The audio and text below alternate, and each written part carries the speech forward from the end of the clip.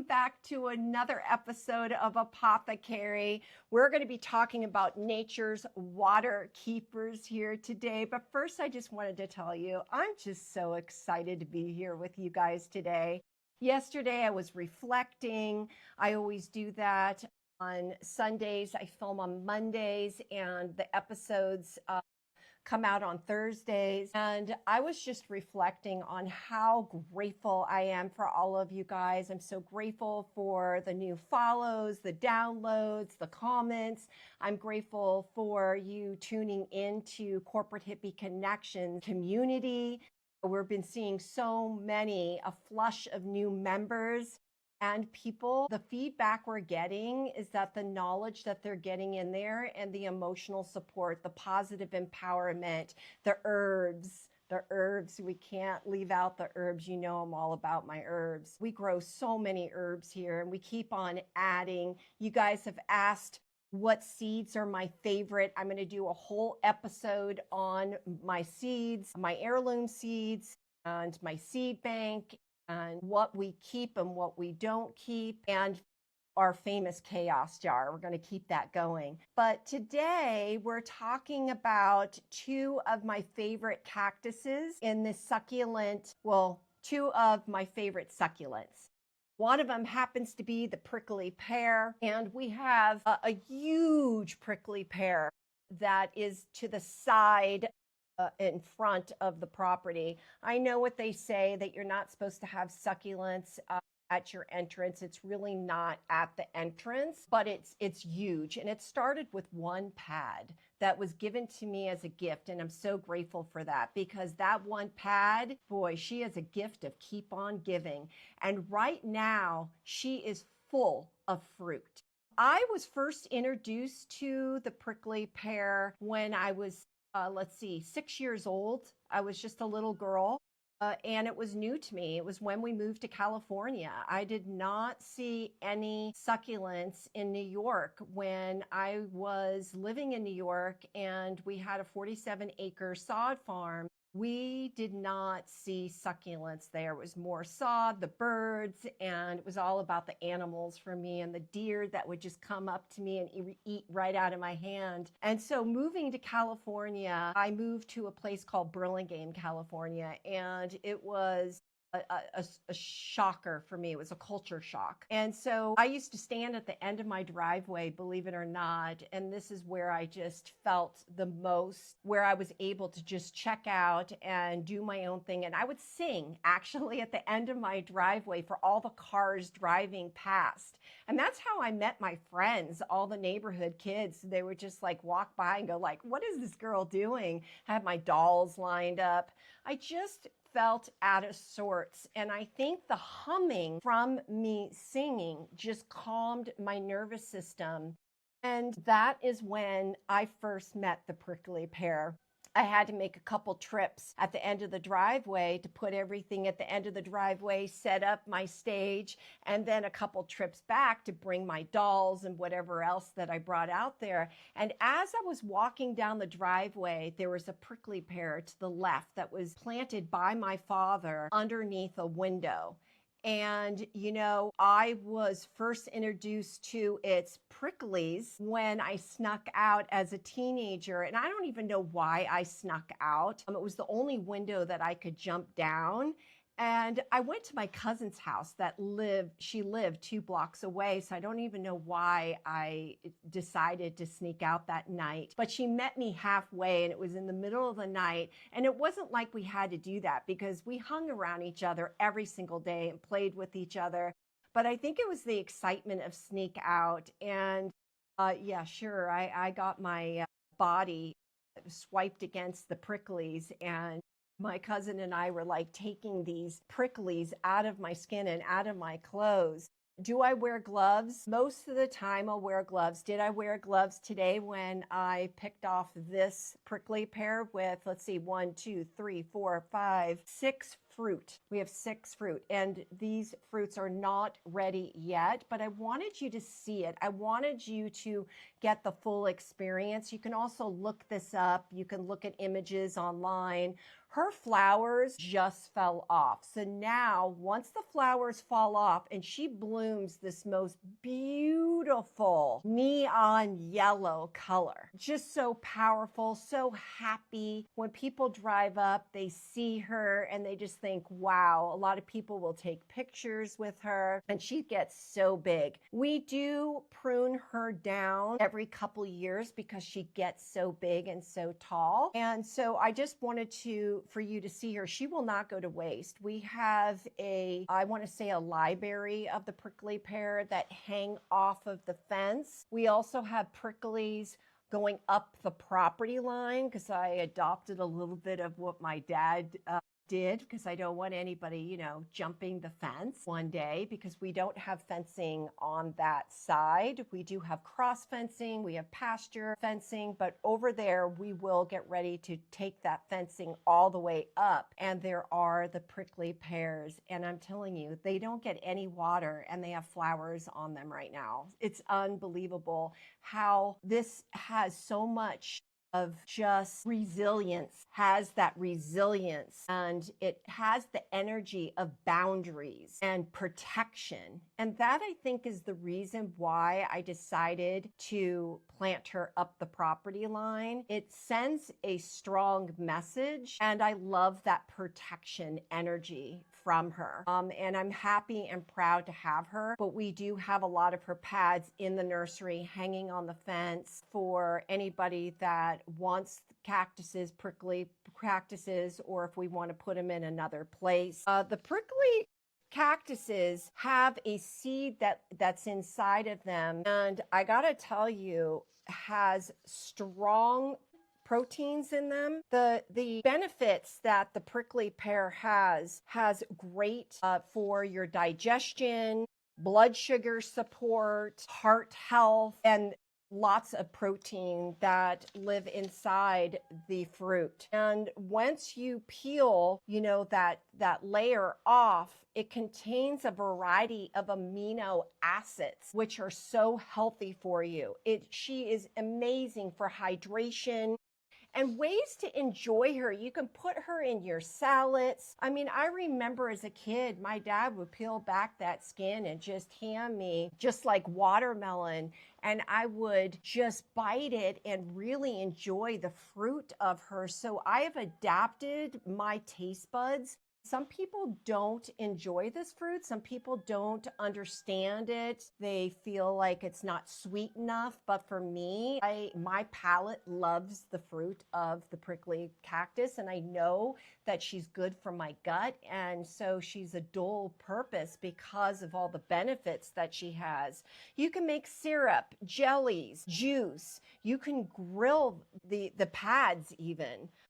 You can put her in salads, tacos, soups. I know it's really big in Mexico. And I just can't say anything more about the prickly pear, but that she just sparks joy. And I love when her fruits are ripe. She'll get a really beautiful pink color, and that's when you know they're done and they're ready. You can start picking them. Our aloe vera, I just used her yesterday. We have tons of aloe vera growing on the property.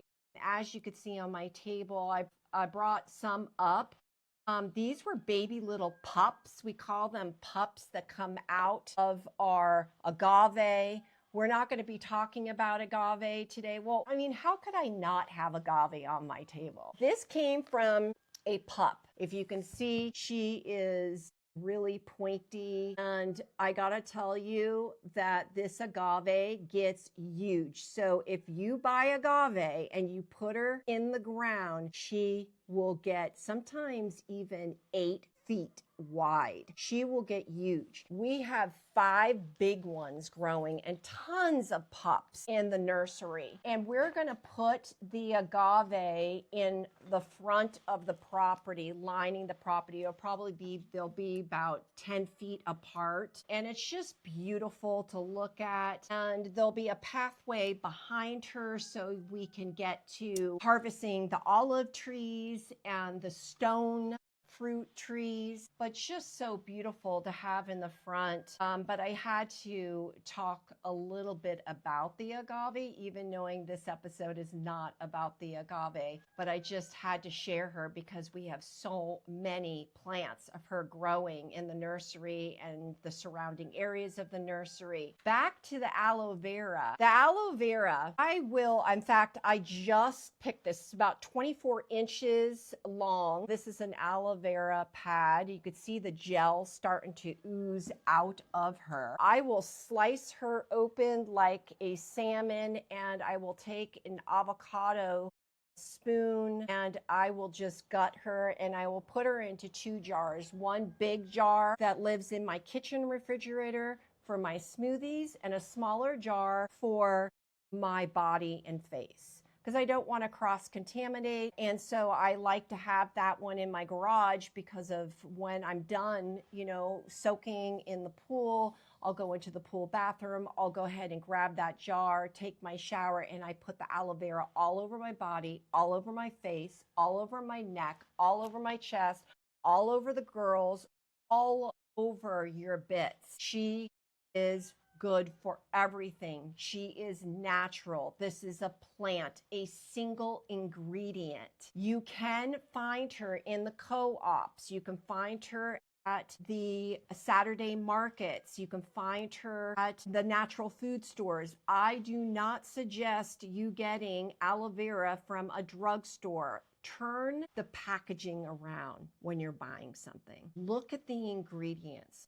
What does it have in it? Can you pronounce all the ingredients? Does it have sulfates, parabens, not food coloring, but colors that you really don't want to put on your body or on your face, especially your bits? When you're buying a product, it shouldn't have more than 6 ingredients unless you're buying a superfood brand and it has nothing but herbs and medicinals inside of the package, and you can pronounce everything. It's really important that you're not consuming anything that has fillers in it, that has anything that is preserving it, unless it's natural. And so this is a single ingredient, and yes, my body soaks this up, and it's just an amazing mask to have all over. A lot of people buy the After Sun that's in the drugstores, and I gotta tell you, maybe there's 10% of aloe vera in there, and the rest is filled with all kinds of ingredients that you don't want to be putting on your body. I'm not a doctor. I'm clearly here for pure entertainment purposes. I will talk to you about my own experiences that I have growing these herbs and these plants, and I am so grateful that I get to be these plants keeper, and I take it seriously. I think that it's so important to be consuming what's colorful, what's beautiful. What does things that have no color do for you? What does dead food do for you? It doesn't do anything for you except sit in your gut and give you issues later on. It makes your stomach bloated. You don't feel comfortable. You get brain fog. Just make sure what you're putting in your body is alive. And I'm all about sauteing vegetables. If that's your jam, then do it. Eat as much raw as possible. When I'm out on the land and I see a ripe tomato, I pick it up, I blow on it, and I eat it. I pop that in my mouth. I love biting into the vegetables and the fruit right here out on the farm before I even take it in. I'm enjoying it while I'm harvesting. And then I'll bring it in when I have large amounts and start, harvesting and thinking about what needs to be dried, what it needs to go in the hydrator. But for the aloe vera is kept in the refrigerator, and this is just incredible medicine to have on hand and I put her in my smoothies. And I mean, look at my skin. My skin is glowing from everything that I'm consuming, and that's what I want for you. And I just want to say thank you so much for tuning in and for loving on Apothekerry, for sharing Apothekerry, the downloads, the comments, and so many of you have been going over. We've had a flush of new members over in the community, and I just want to tell you I'm so grateful. And the feedback we're getting from the knowledge that you guys are getting about just normal life and what we're going through and taking ourselves to our higher potentials. I love giving little tidbits and tools to give you the shortcuts to take you to your higher self. And that's why we're here, right? We're here to share out the knowledge, because in return, when you do that, nothing but goodness comes your way. You know that we always like to put people first and money second. It's so important to us as a mission statement for Corporate Hippie Connection. We believe in the people. We're never going to suggest anything on any of our platforms unless we believe in it full-heartedly. You guys have been writing in and asking us about our seeds. We are going to dedicate a whole episode to our seeds, what seeds we use and what nurseries we go to, what plants that we bring onto the property. We're very protective of everything that we bring onto the property, including the seeds and everything that we grow. So you will never have me suggest a company or a brand unless I have my stamp on it, my name on it, and I am going to back it up 110% because I wholeheartedly believe in it, and it's not about the money. We will never bring on a brand because of what they throw at us. We have to believe in it. And so I wanted to make that perfectly clear that you can trust our suggestions. And so if you are not growing aloe vera and you want to grow aloe vera, I say to you, get the biggest terracotta pot that you can possibly find anywhere. You can find them on Marketplace. You can find them at the big store. You can find them, maybe some of your neighbors have some terracotta pots that they're not already using. Go ahead and grab your terracotta pot, and you want to get an aloe vera plant and source it locally. You want to grow for your zone. So some zones this will not grow in, and unfortunately you're going to need to source it, and you won't be able to grow it. But I have lots of aloe vera growing in big, huge terracotta pots all over the land. You'll walk around the farm and you'll see, oh, there's another aloe vera. I have succulents weaved through in different landscape areas, even where I grow some of my herbs. I just am attracted to them. They just represent abundance. They represent protection. And during this Leo season, this is probably the plant that I would gravitate towards, because you want that protection. You want to protect your nervous system. You want to protect who's coming into your space because you're rising so quickly. This is some big energy going on right here, right now. So the aloe vera is really good. Obviously, we talked about moisturizing your body. It's got rich compounds of A, C, and E, and it provides minerals. And I've got to tell you that I notice a big difference. It's like I've gotten an instant facelift and a body lift when I put her on, because she just tightens up and I just feel so good. And that's probably why I am addicted to constantly putting her on. I even mix her with some other oils and put that on my face and leave it on as an overnight mask. It's great for your hair care. So like for me, I'm in the pool a lot. I will put her on and treat her like a hair mask. And then I just wash her off and my hair is just so soft. I haven't cut my hair in 7 months. My hair has gotten so long. I just don't want to cut it. I'm really protective over it right now, and I do not have any split ends, believe it or not, because of all the herbs and all of the nutrients from the farm I'm putting in my hair, inside my. Remember, everything that you put in your body is a reflection of who you be.